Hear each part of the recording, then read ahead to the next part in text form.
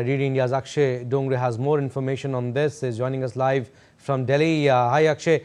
What is known about the coordination between the US military and Nigerian forces, especially after Pete Hegseth publicly thanked the Nigerian government for its cooperation? Well, firstly, it signals a shift in the stance of the United States of America, which has been targeting the Nigerian government as well, just a month back, for not doing enough to safeguard the lives of Christians and the Christian community, along with other minorities in the country that were under constant attacks from terror groups like ISIS, Boko Haram, and other smaller proxies of these groups. So now Pete Hegseth coming out openly thanking the government of Nigeria clearly signals a shift in the stance of even the Nigerian government as well as the US administration that have found a way to cooperate on this issue. And it seems that the sort of coordinated strikes that have been conducted by the US had the permission obviously of the Nigerian government, and that perhaps is the reason why the kind of sort of bonhomie that we are seeing on this front is quite visible right now.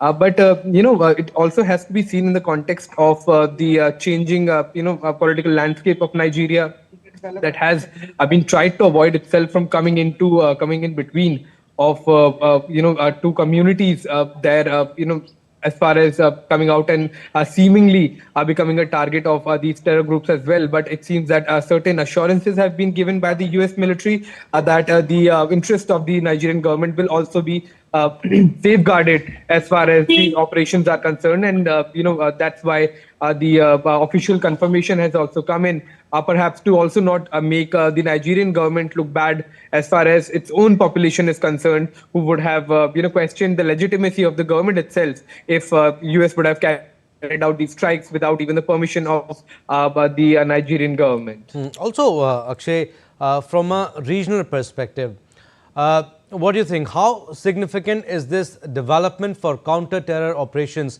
in West Africa? Well, quite significant because, Abhishek, what we have seen so far, if you take the history of the last 2 decades, US has intervened militarily in several of the countries, but most of them have been in the region of West Asia for us and Middle East for them, as they call it. Be it Syria, be it Libya, you talk about other kind of countries such as Afghanistan, Iraq, and other nations where US has sent in troops. US has attacked using drones and military strikes, saying that the government has failed to take concrete action against terror outfits that are operating out of there, calling the regimes there as failed governments and so on. But, if you take a similar kind of an action inside a country like Nigeria, that is considered perhaps one of the wealthiest country or the biggest economy of Africa, perhaps one of the leaders of the African continent with a large population, and a democratic setup, then obviously there is a shifting stance as far as the sort of military outreach of the US is concerned, because even the Nigerian military could have carried out these attacks if there would have been a better coordination in terms of sharing this intel. But it seems that the US wanted to take this action, and now also the communal color that is being given to this action against terror outfit that is not only attacking Christians but other minority groups as well. It is also killing Muslims. It is also killing other communities, because it does not distinguish when it comes to attacking people.